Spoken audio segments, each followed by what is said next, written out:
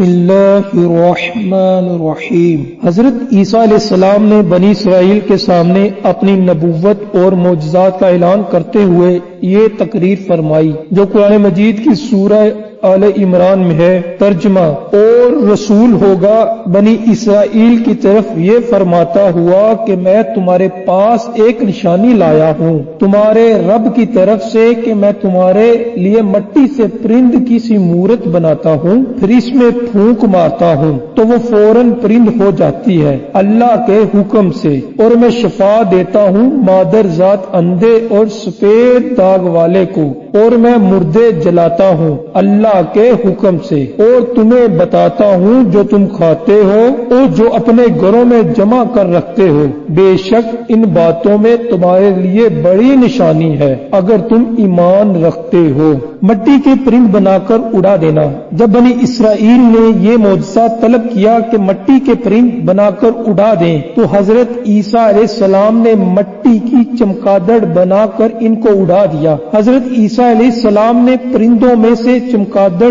کو اس لیے منتخب فرمایا کہ پرندوں میں سب سے بڑھ کر مکمل اور عجیب و غریب یہی پرندہ ہے، کیونکہ اس کے آدمی کی طرح دانت بھی ہوتے ہیں اور یہ آدمی کی طرح ہنستا بھی ہے، اور یہ بغیر پر کے اپنے بازوؤں سے اڑتا ہے، اور یہ پرندہ جانوروں کی طرح بچے جنتا اور اس کو حیض بھی آتا ہے۔ روایت ہے کہ جب تک بنی اسرائیل دیکھتے رہتے یہ چمگادڑ اڑتے رہتے، اور اگر ان کی نظروں سے اوجھل ہو جاتے تو گر کر مر جاتے۔ ایسا اس لیے ہوتا تھا کہ خدا کے پیدا کیے ہوئے اور بندہ خدا کے پیدا کیے پرندوں میں فرق اور امتیاز باقی رہے۔ مادر ذات اندھوں کو شفا دینا۔ روایت ہے کہ ایک دن میں 50 اندھوں اور کوڑیوں کو آپ کی دعا سے اس شرط پر شفا حاصل ہوئی کہ وہ ایمان لائیں گے۔ مردوں کو زندہ کرنا۔ روایت ہے کہ آپ نے 4 مردوں کو زندہ فرمایا، آزر اپنے دوست کو، ایک بڑھیا کے لڑکے کو، ایک عشر وصول کرنے والے کی لڑکی کو، حضرت سام بن نوح علیہ السلام کو۔ آزر یہ حضرت عیسیٰ علیہ السلام کے ایک مخلص دوست تھے۔ جب ان کا انتقال ہونے لگا تو ان کی بہن نے آپ کے پاس قاصد بھیجا کہ آپ کا دوست مر رہا ہے۔ اس وقت آپ اپنے دوست سے 3 دن کی دوری کی مسافت پر تھے۔ آزر کے انتقال و دفن کے بعد حضرت عیسیٰ علیہ السلام وہاں پہنچے اور آزر کی قبر کے پاس تشریف لے گئے اور آزر کو پکارا تو وہ زندہ ہو کر اپنی قبر سے باہر نکل آئے اور برسوں زندہ رہے اور صاحب اولاد بھی ہوئے۔ بڑھیا کا بیٹا یہ مر گیا تھا اور لوگ اس کا جنازہ اٹھا کر اس کو دفن کرنے کے لیے جا رہے تھے۔ حضرت عیسیٰ علیہ السلام کا ادھر سے گزر ہوا تو وہ آپ کی دعا سے زندہ ہو کر جنازے سے اٹھ بیٹھا اور کپڑا پہن کر اپنے جنازے کی چارپائی اٹھائے ہوئے اپنے گھر آیا اور مدتوں زندہ رہا اور اس کی اولاد بھی ہوئی۔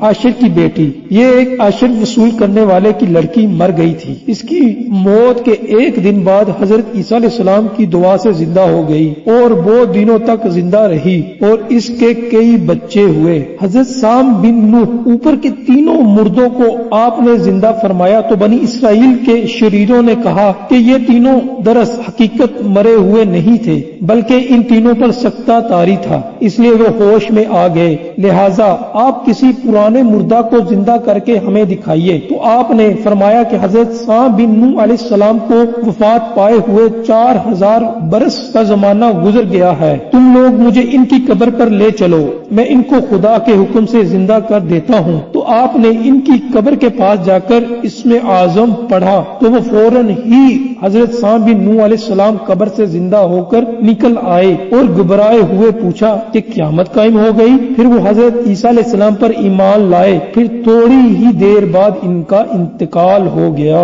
جو کھایا اور چھپایا اس کو بتا دیا۔ حدیث شریف میں ہے کہ حضرت عیسیٰ علیہ السلام اپنے مکتب میں بنی اسرائیل کے بچوں کو ان کے ماں باپ جو کچھ کھاتے اور جو کچھ گھروں میں چھپا کر رکھتے وہ سب بتا دیا کرتے تھے۔ جب والدین نے بچوں سے دریافت کیا کہ تمہیں ان باتوں کی کیسے خبر ہوتی ہے؟ تو بچوں نے بتایا کہ ہم کو حضرت عیسیٰ علیہ السلام مکتب میں بتا دیتے ہیں۔ یہ سن کر ماں باپ نے بچوں کو مکتب جانے سے روک دیا اور کہا کہ حضرت عیسیٰ علیہ السلام جادوگر ہے۔ جب حضرت عیسیٰ علیہ السلام بچوں کی تلاش میں بستی کے اندر داخل ہوئے تو بنی اسرائیل نے اپنے بچوں کو ایک مکان کے اندر چھپا دیا کہ بچے یہاں نہیں ہیں۔ آپ نے پوچھا کہ گھر میں کون ہے؟ تو شریروں نے کہہ دیا کہ گھر میں سور بند ہے۔ تو آپ نے فرمایا کہ اچھا سور ہی ہوں گے۔ چنانچہ لوگوں نے اس کے بعد مکان کا دروازہ کھولا تو مکان میں سے سور ہی نکلے۔ اس بات کا بنی اسرائیل میں چرچا ہو گیا اور بنی اسرائیل غیظ و غضب میں